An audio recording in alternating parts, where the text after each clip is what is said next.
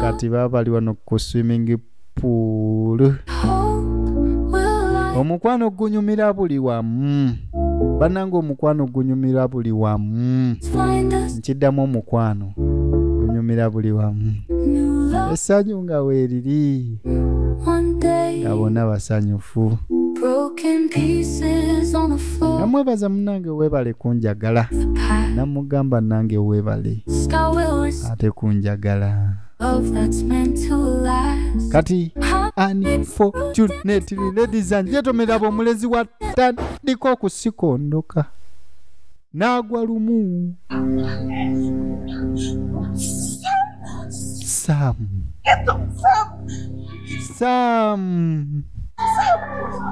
Sam the rude boy.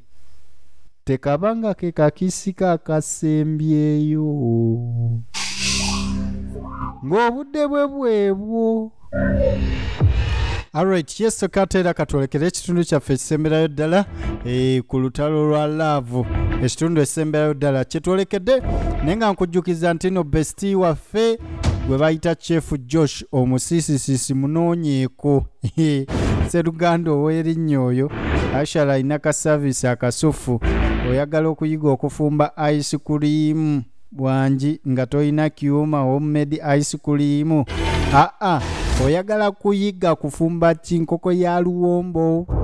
Kwegamba buli kimu ekiri mu koseza kukale bekale ne gundi barista ate era mukulu oyo Chef Josh omusisisisi azikuteera straight away ku YouTube channel. So nonya ku YouTube ye searching Chef Josh omusisisisi ate era ne mu comment section nguteedewo link osobola okutuukira direct ku channel ye ate mwana tu nobeera nga ensonga zino ez'okufumba nawe ozikwasa bukaku bukwaku. So bestie wange kuzio 75874333 ye namba kobo nonya mperezaako message ku WhatsApp nsobola okuwa link za group o joining oleme kuddamu kusuwa updates ate n'okwenyigira mu miramwa gyaffe egy'enjawulo ku group. Film etandike. The day you're going to die. Wano wetwasembeddeyo okumanya nga mwana muwala ategeeza mwana mulenzi ono nti at least gw'omanyi olunaku lw'ogenda okufa. You can find peace. Era ng'osobola okusalawo okunoonya eddembe essanyu mu kaseera kano akatono akasigaddewo. Oluvannyuma lw'okizuula nti omulenzi ono ayina obulwadde bwa kansa era ng'alina omwezi gumu azikire nga n'ebimu ku bimukyankanyayo kubanga girlfriend we yamulekulira. Kati bambi obulamu bubadde bumucunya okamala era kwe kusalawo okubeera mu kino ekibeera ekyekisiru. Mwana muwala yali motivator mulungi kwe kumuwa ebigambo eby'essuubi n'amubudaabuda. Mwana mulenzi nga takitegera bulungi. It's okay. Namugamba kiri okay. Jangu wano nze wendi. Nja kuwa essuubi. Ne sitaani alokoka rude boy nga yali muntu mubi mu kitundu kye tuvuddeko emabegaawo. Ne seewu buli muntu alina ekimumegga nenze nzikiriza ekintu ekya. Ekibya kimegga abasajja boy. Baby. What you want is so funny. Bana into so achikiza mama ali fan nnyo. Daughter what? Ogambye ki? Can't wait to marry me. Nawe mama nzangambye nti nogenda kumpasa. Can't be coming down. Gwe ani agenda okuwasa kakkana. Off to go. Mom is waiting for me downstairs. She wants to stroke, but before Ati munange. change, mami angambye nkyuse ku ngoye ngende. That's why you need to go home and get it. Ati ensonga lwaki olina ogenda woleete. nothing wrong with wearing my boyfriend's clothes. Nedda njagala kwamba kuza boyfriend wange. Gwe linako boyfriend biki? Kansooke. It's coming. Kamala okujja. Ne katina. When you don't tell lunch. Ne nange siwa kyabaddewo kyawano tayitisi tandikyoka kati. Nange. Ne kakomawo. Okay. Oh, let me change. Kamala okukyusa. Omukulu n'abika amaaso. Are you shy now? Baby lwaki olina ensonyi naawe? Me now. Bino byonna bibyo. I'm all yours. No man is ever. Okimanyi nze wo ate okuva ne leero ababadde bangala banja bakomye gwagenda okukusembayo. I have to answer her. Bye. Wabula mami ampita ndowooza kansooke ngende muddemu ndyoke nkomewo nyambale. Jim. Agamba nange Yesu Kristo. Life. Jiji oba kiki kino kye neetankulidde. Kati munnange enkolagana yaweerera ddala. Mwana muwala ate naaba ng'amujjanjabira ddala bulungi. Ddagala limuweera mu budde. Ate kasita yamanya nti ono mulwadde owa kansa, alina kansa w'okabedo. So n'agamba waayi kamuwekeya. Kana kisiba balansi kino. Joshua olaba ebiyitira ate nze kanza akalabye gwe bagambye nze kanza akalabye. Okudde eno n'alukubawo. Mama kati gwe weebase. Comfortably sleeping. Gwoteredde weebase maama. Nga nze ndi eri. Son of a child will not sleep. Kati n'onkubuulira ebyandikibwa bigamba mama teyeebaka ng'omwana tanneebaka. How do you expect me to sleep? Kati onsuubira otya okwebaka nga mukazi wange yali eri. You're coming to a bath? Olwo ekintu ekyo kiri eyi oze wano okummalako ddembe. Gwe no maama osaaga togenda byebakayo. Me and you are doing night vigil. Nze naawe tugenda tuna paka ku makya paka nga mukazi wange Lilian akomye wano. Sleeping is out there. Namwazinira mu mutwe. Wolololololololo. Ne gwe kyana gwe oyina amagezi. Eyo no oyinza odiyita eddogo n'ogwo baguyita mukwano. Nakubuulira omukwano gutuuka ne gukutemba n'ogamba ye bannange kyekigenda mu maaso wano omuntu agenda kukola atya.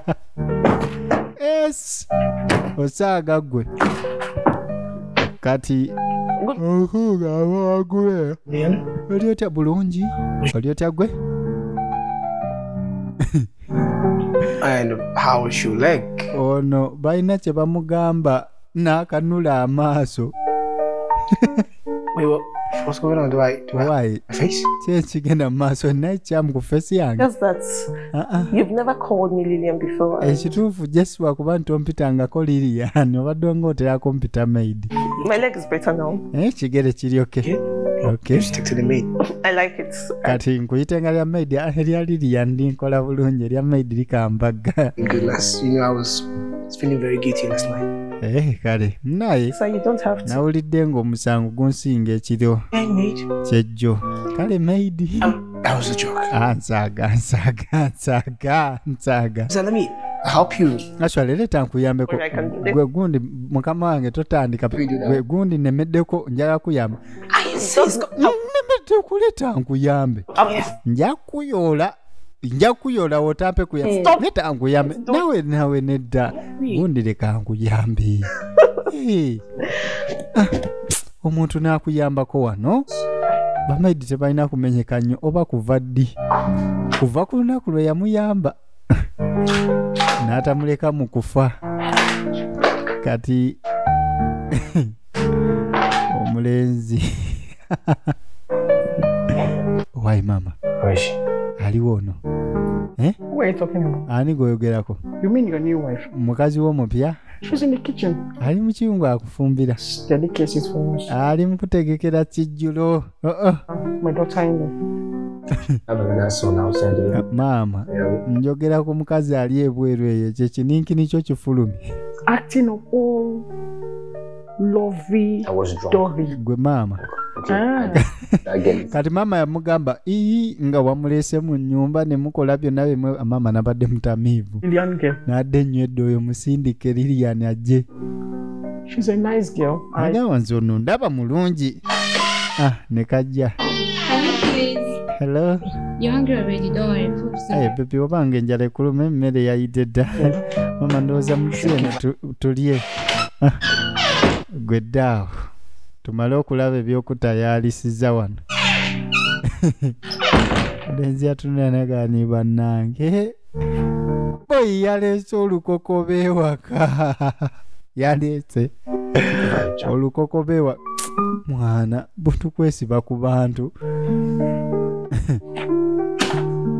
It's me boy VJ Josike ku 0758874334. Mperezaako message ku WhatsApp osobola okujoininga groups zaffe. Ensonga tuzikwasaganya. Ensonga ate mu group ekijja kwetaagisa okufuna family. Okufuna family akafaananyi ko kalabike nga kakolebwa. Ofune family egenda okufaako nawe bogenda okufangako in case ofune obuzibu bwonna. Ensonga tuba tuzikwasaganya.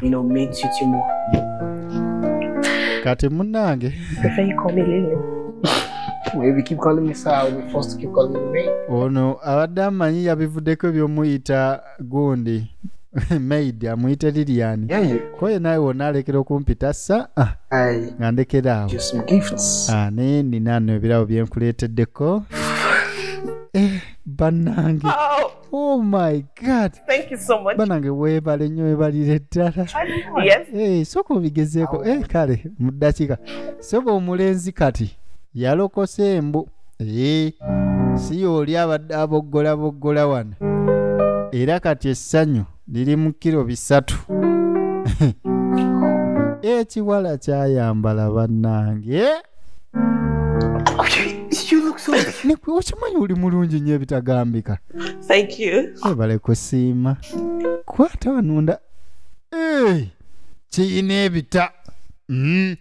Kuliko ebitaatata. Sorry, Kyamusukkako. Thank you. Ebale kusiima bannange neyekyusa mu 360. You see, I've been meaning to ask you something. Namugamba nina kye njagala okusaba. Ate oba kiki? The guy that comes here for me. Omulenzi ono atera okujja wano. Who comes here to plead for your forgiveness. I've been wondering. Agamba omusonyiwe. Lwaki tomusonyiwa? Lwaki tomusonyiwa? Kuba okusonyiwa kirungi. I have a nice name, but Kenneth is not my boyfriend. Ate munaye Kenneth oyo si boyfriend wange. Ex-husband. Oyo ex-husband. Sina ex-boyfriend, ex-husband. Ba ex-husband b'abantu mbatumiddeko nnyo. Oli ex ate ng'oli husband. Oba ndibadde ex-husband. Munaye n'amuyitiramu. Ate obulamu bw'abaddemu bwe yalimu ewa Kenneth. Nti newankubadde yagezaako okubeera mu relationship ne Kenneth nga mwaganye ebitagambika. Ye maama ye yali akitwala bulala. Maama yali mukambwe ejjali. Maama yali tamwagaliza kubeera na mutabani we. Maama yamwogerera ebigambo ebiwanvu ebisongovu ebireeyi ebiki. Byonna ku mwana muwala ono. Nnyina oyo yamukubanga n'omukuba. Ng'alinga akuba akaana akato. Newe yafuuka omukyala. Nga still amuyisanga muddu oba omukozi. Embeera neeyongera okutabuka.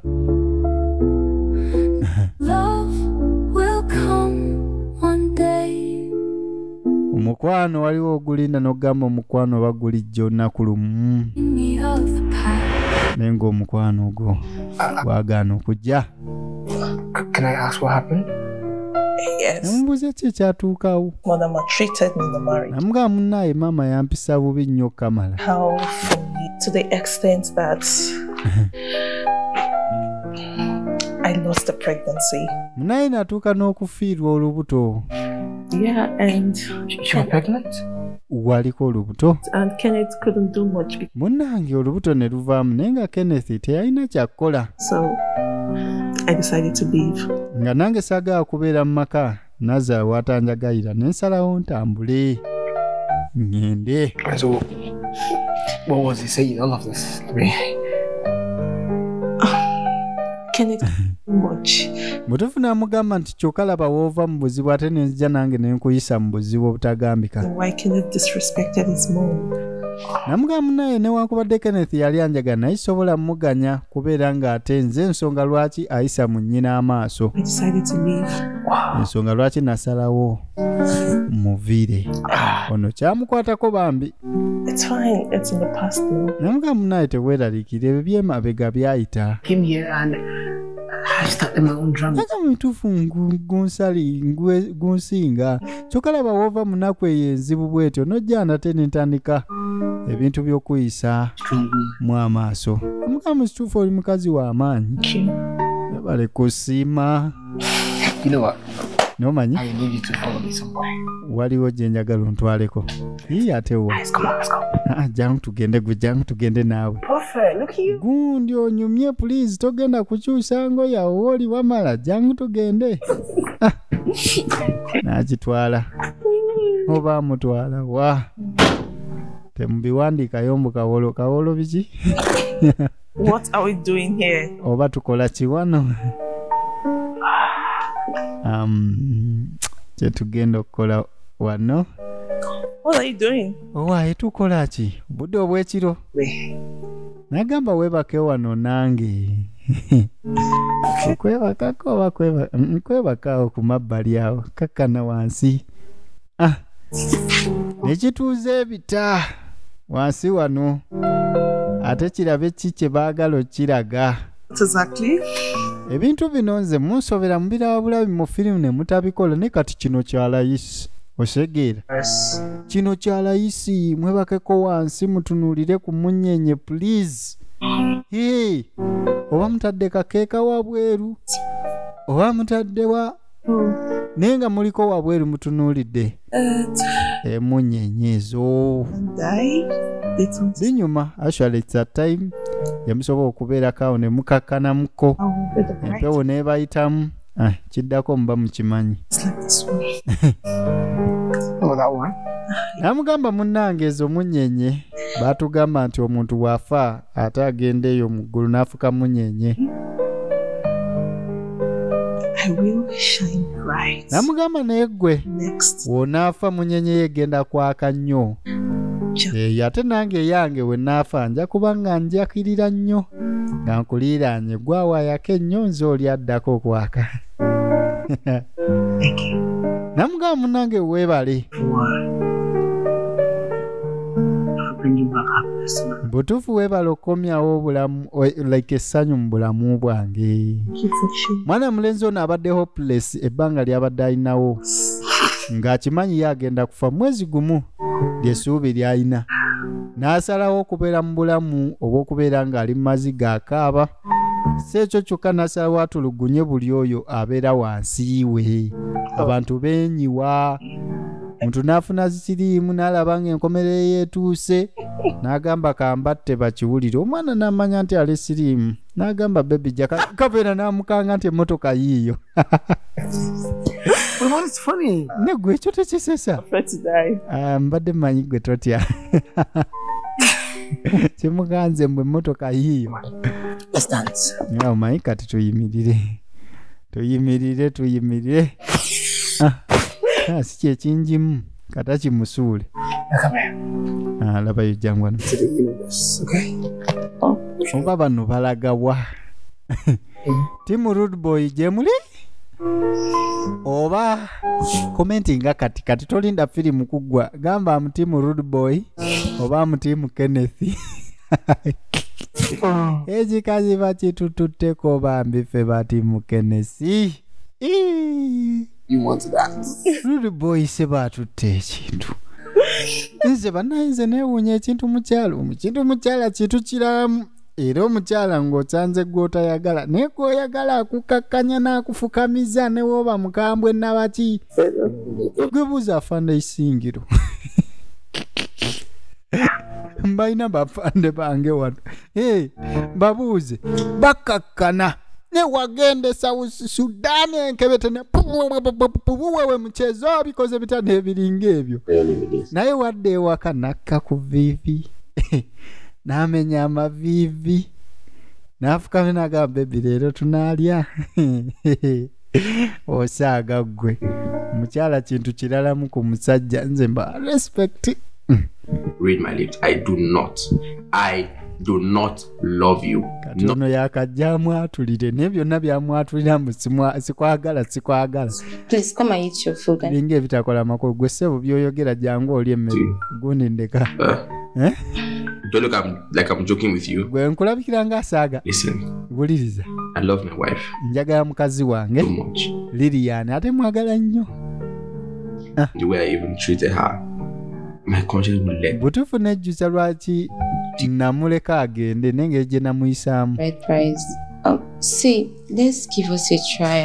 I know we will work. Mama yagambye agenda kusasula omutwalo nze mbadde nsaba ekintu kino tukigezeeko kirabe oba kinaakola gonta kigenda kukola. You change your mind by tomorrow. Kale baby kati ndoza nze kambeera awo ninde kansuubire enkyo oyinza okukyusa ebirowoozo byonze wende. I will be waiting for you. Here I am your stick yagamba Yesu Kristo omuna Uganda. Agala wakana. Yes. Kati maid takyali maid. Siri mwegenda mu maaso. Maid takyali maid munnange. Yes. I came to check on you. Namugamba nze kuchekingako. Kunchekingako? You're welcome. Ebale munnange nti kale ebale kusa. Gundi naawe ate ogenda bwa omuntu ojja omuchekingako oyina omuchekingirako ddala. Kati ochekinga omuntu ng'omutunuddeko butunuzi oba ochekinze omutima ddala oba ochekinze ekiri ku mutima gwo omuntu wuli alayini.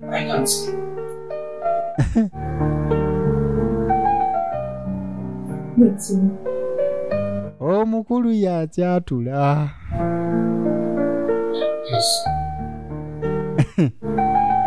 Amameme ne gakuba.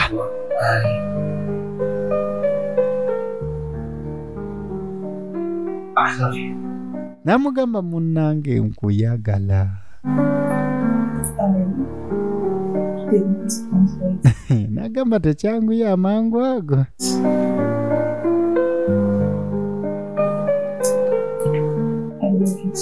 Nagamba ne munnange nange era nange nkwagala. Ego omutima gulaba edduka. Oyinza okwagala omuntu eddakiika 2 emabegaawo n'omwamuliriza ng'ate oyagaddemu omulala. Kati kino kye bayita love. Nenzija nkoleyo firimu ngeri nga Nigeria kino.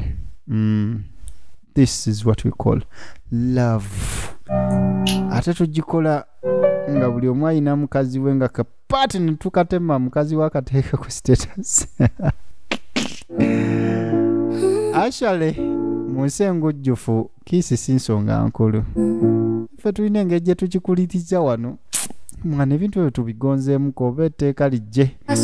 Ng'osanga omwana w'omuntu n'omugamba how are you? Are you fine? Nga ye greeting method.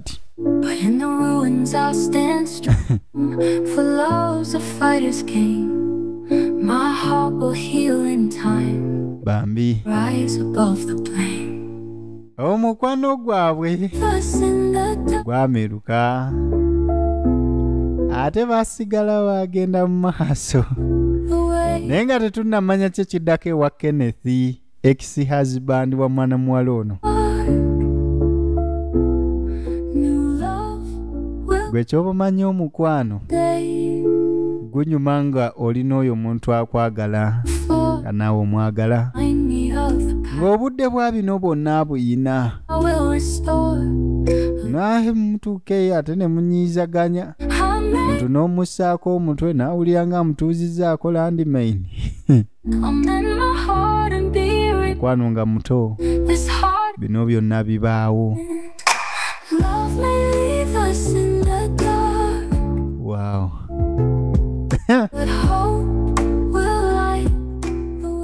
Bamaliriza n'okunaaba ssebo bannaabako babiri. Cameraman.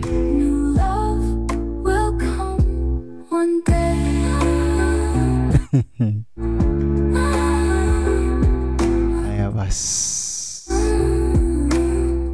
Ne mudibya ebintu bino simanyi lwaki mubidibya mazima ddala. Naabako ne munno. Leka nkubulya awo waliwo embeera endala eba enyuma n'ogamba ino firimu enyuma. Bantu abakulu bokka bakirizibwa okunaaba. Mami and daddy.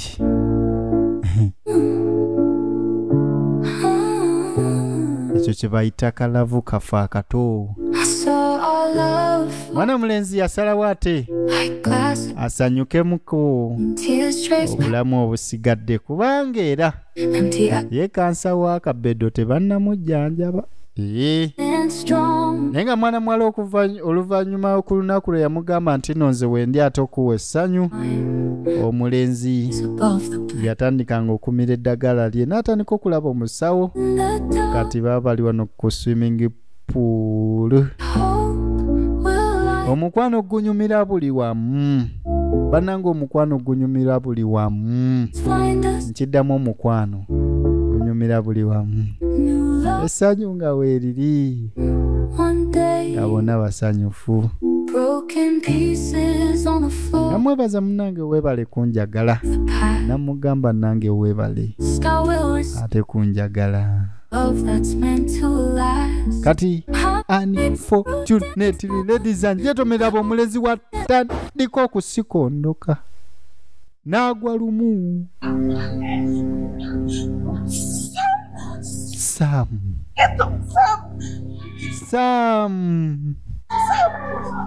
Sam the rude boy tekabanga ke kakisika akasembyeyo ng'obudde bwe bwebwo nga kansa abikoze.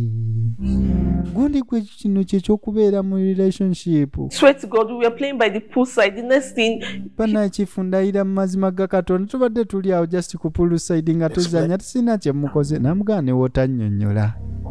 Okay. Tonnyonnyola. Tula wansi tulira awo.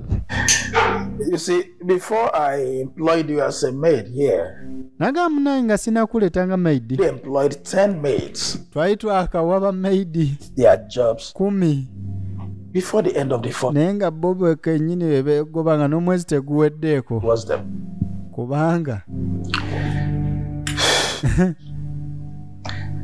Even I, his father, kubanga Saamu yali kirala already lost hope, era nange kitaawe essuubi lyali lyanzigwamu happiness back to his life. nga sisuubira nti ayinza okufuna essanyu lyonna mu bulamu bwe.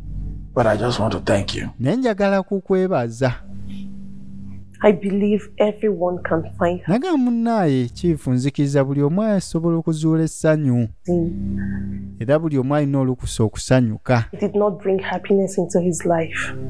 N'agamba Not happiness into my own. nti sinze yateeka essanyu mu bulamu bwe wabula ate yassa essanyu ery'essibo mu bulamu bwange. You for quite some time now. And the love I saw between N'agamba mbalabidde okumala ebbanga gwe n'oyo omwana naye mukwano gwe ndabye mu masekati gammwe ate gwo wadde musufu. Sir, I love Sam.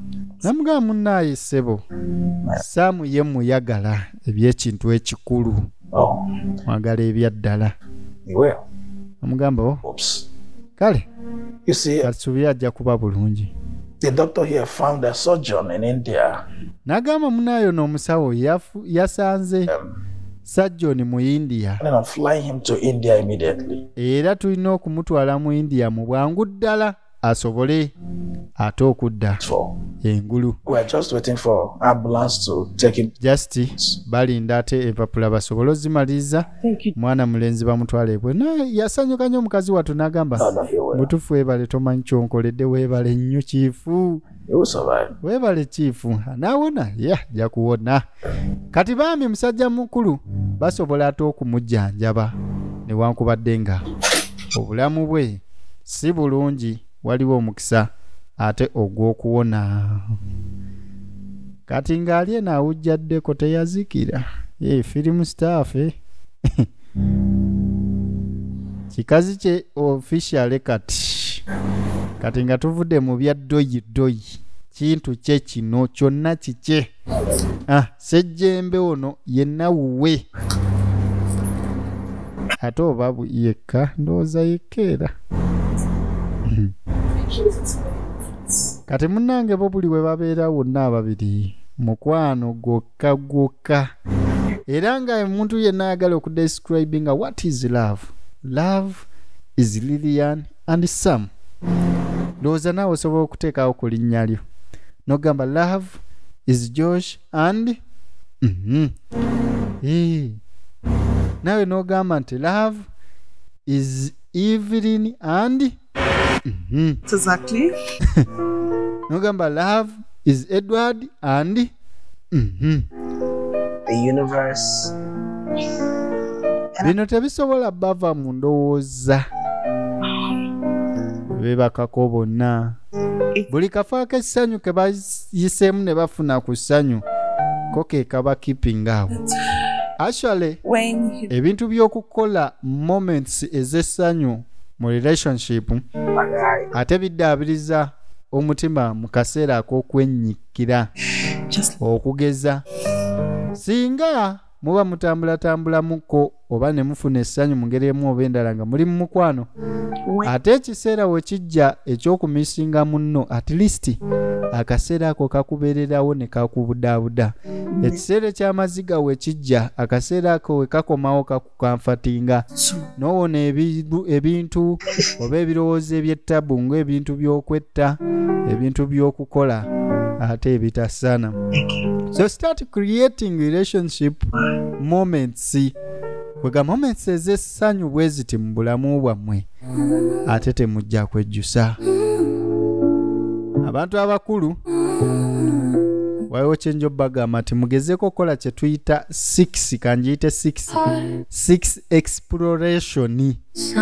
Kwegamba dayisi y'omukaaga eyo mugizannyireko mu bifo eby'enjawulo temujja kwejjusa. Nemmwe ne muba ku gundi yemu mulalama terera nkwase omala ombikke. Ebintu ebyo si birungi. Funayo ka moment akalungi ng'ogenda kubeera awo ne mukwano kale ogenda kubeera awo mu birowoozo by'osooka olowoozeemu. Ogenda mu kiyigo okunaaba wekka olabe ng'ekiyigo ekyo kirina kye kikujjukiza. Nga wogendako mu kibira okutyaba enku tebatya abayonjo okutyaba enku mu kibira ng'olaba ng'ekibira omuti guli omuti ogwo gulina ng'omuti ogwo nga buli wasemberera amazzi ne weegataba swimming pool nga muli ogamba ekituufu kyo biiki eyo teyatuwona ekyali eyo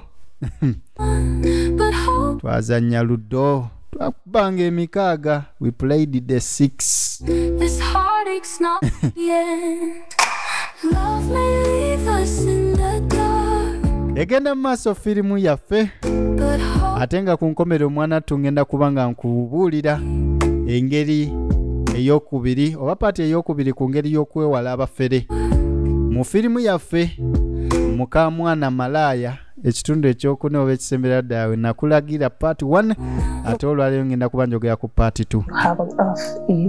Butuufu olunaku mwana muwala lwe yamubuulirira n'amugamba nti munnaayo obulamu yadde busigaddeyo nga bwakaseera oli wamukisa nti omanyi nti gonna atera okufa kozesa akadde kano akasigadde okunoonya essanyu. N'amugamba nze nja kubeerawo okukuleetera essanyu.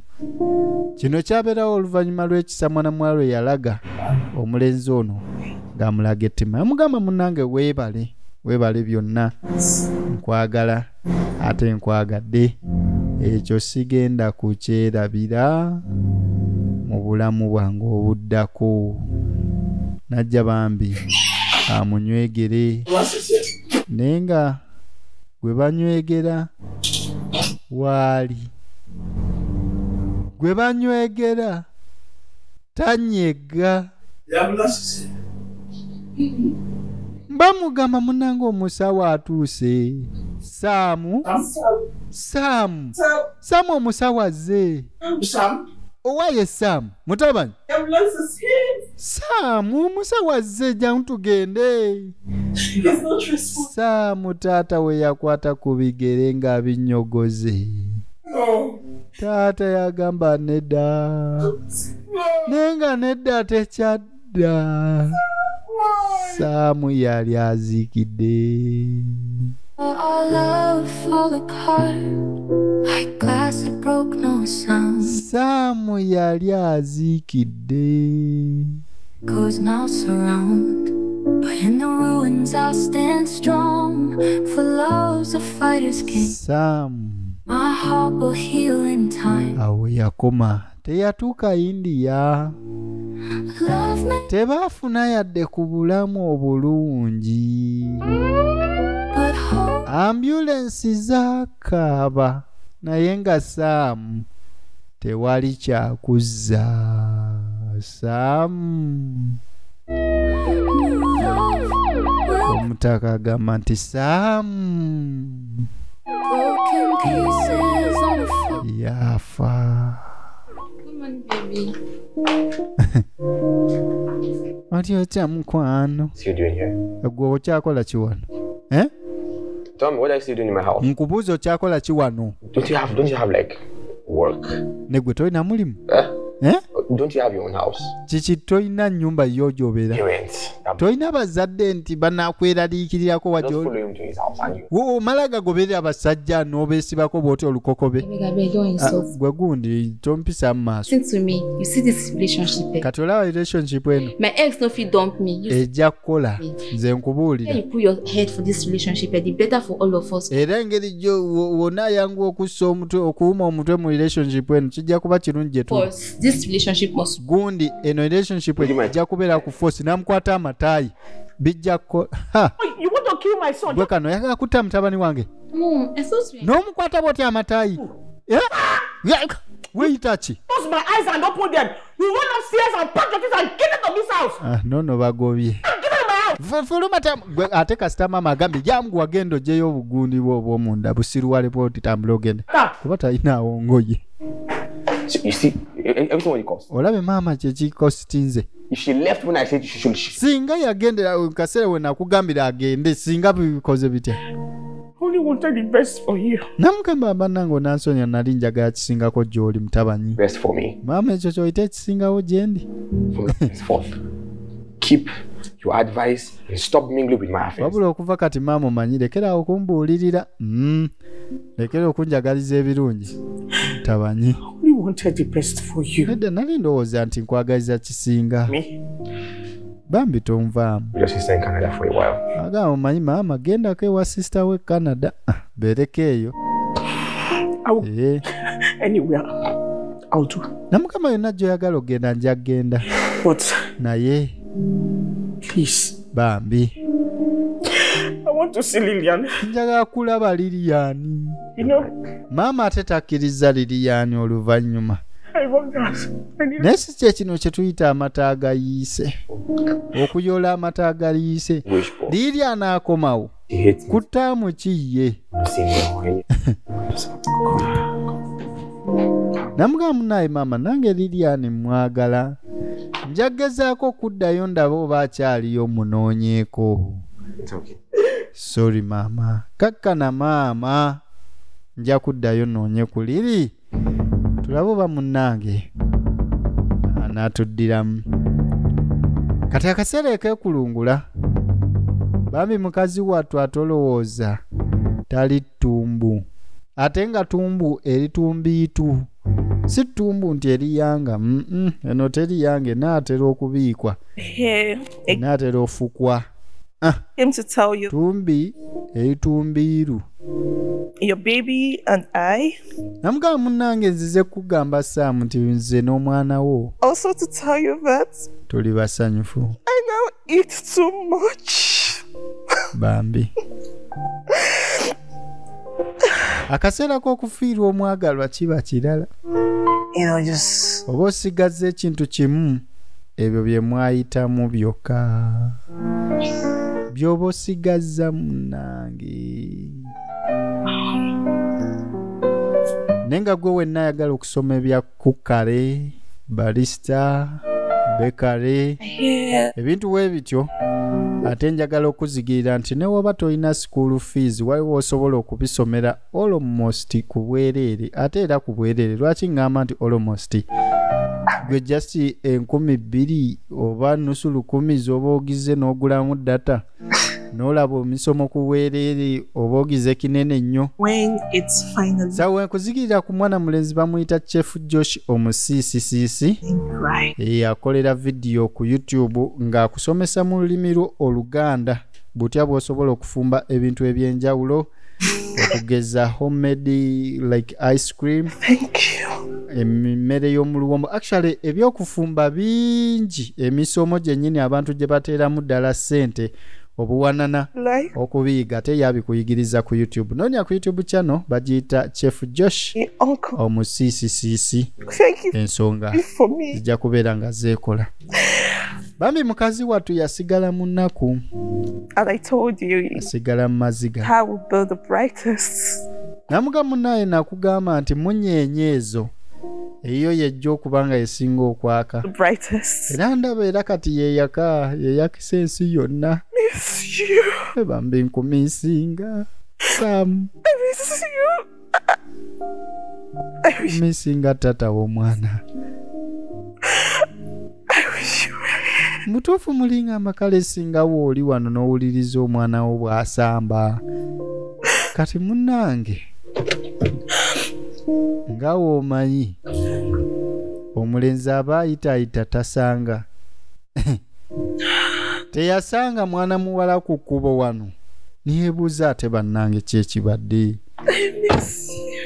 Mwana muwala ali mu nkumisi nga muyita Liri. Liriani buzibu ki? My God, what are you doing here? Kichokola ki wano Liriani? Kill yourself. What are you doing on the ground, on the floor? Liriani asigala aseka oyinza olowooza alina by'aseka. Kumbe mukazi wattu nnaku gy'alimu. Nnaku ye mujjudde. Not really. Can we go to my place and talk?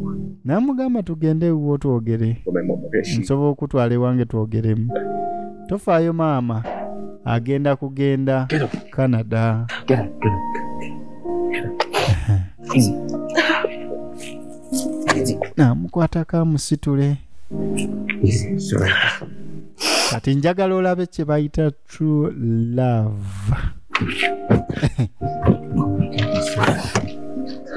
Kankubulire ekintu kwagala ekiba nga kwagala tekiba na bukwakkulizo okugeza. Waliwo omusajja asobola okugaana okwagala omukazi olw'okubanga ali lubuto oba olw'okubanga ayina omwana gw'atazaala. Awo gundi oba olina by'omwagalako naye ng'oba tomwagadde. Kubanga bw'oyagala omuntu omwagala n'emikwano gy'oba omwagala n'ebibye. Kati bw'otayagala omuntu gw'oyagala ky'ayagala then oba oli ku birala. I'm sorry for your loss. Namugamba munnaye nsonyiwa ku ky'okufiirwa bbaawo. Namugamba kiryoke. Apologize for what my mother and I did to you. Mwana mulenzi naye yeetonda kye yakola ye ne nnyina. Sorry, and she felt really remorseful before she relocated to Canada.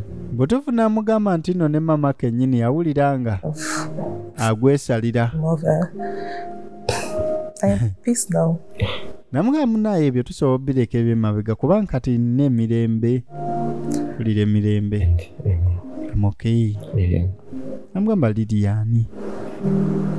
I don't know if there's a chance. I mean, butuufu simanyi oba nsobola okufuna omukisa. it's a bit for us to still be together. Kwegamba ogw'okubeera nga tuddamu okubeera ffenna. Obulamu bwaffe bwonna obusigadde. Of getting married to someone else, spend the rest. Butuufu saagala ofumbirwe muntu mulala nga wendi wano. Namugamba gwe. I am pregnant. Tolaba nga nditumbiitu ate ng'eritumbiiru. Look, Lilian. Lubuto lwa musajja mulala. Okay, I would love this child like it's mine. Namugamba tofaayo nze omwana ngenda mwagala ng'owange. Okay. Kubanga era aba wange. I don't doubt your love for me. Namugamba munnaye sibuusabuusa mukwano gw'olina gye ndi. I know you love me so much. Era nkimanyi onjagala nnyo kamala. Naye with another man while I am pregnant. Munnaye sisobola kwegalabanja na musajja mulala ng'ate ndi lubuto. Mbanga alidde munnannyini mwana ono olukwe. Namugamba munnaye olw'omutima gw'omulungi. Heart is pure. Nze ngenda kukulinda omale okuzaala. Kale sijja kugalabanja. Eyo neba respect. Nemwe mutakulwa abatali bannannyini mbuto nga muli mbuto ekintu ekyo si kirungi. Pregnant friend. Can I get okra and rice? Kati munnaye amubuuza kati omukazi ali olubuto ayoya kaki? Oye bampe mutere n'omuceere. kill. Agambotsaga ekyo kyoyagala mu kifo ky'enkoko bikoze bitya. Nalinda bye ku lubuto. Olubuto olwange nga lulyoke n'akawunga olwo luba lwa Josh. Kawunga ku keddo nga zenva budget eba ya 3,000. Omanyi omukyalo w'olubuto omuliisizza olunaku. Naye omwana atandika okuyoya simanyi nkoko njagala kwebakako mulambo jini boyinedda oyo tawa wa Josh. Kati n'owooli yayoya okula na mutere. Kati munaye final oluvannyuma ate omukyala yamala najja. Listen, I promise you I'll never make you cry. Nga munaye mbadde nkusuubira. Miss you so much. Butuufu mbadde nkusubwa nnyo Kamala. With her sister. N'agamba munaye. So raise her own family. Maama wuuno naye yasazeewo ayagala genda wa sister we. Andeke nsobola okuzza family yange. Mama najja. Yes, Lillian. Namugamba Lili. Ready. I'll be leaving next week. Genda wiiki ejja. He really loves you. Naye kituufu mutabani wange akuyagala. Me too.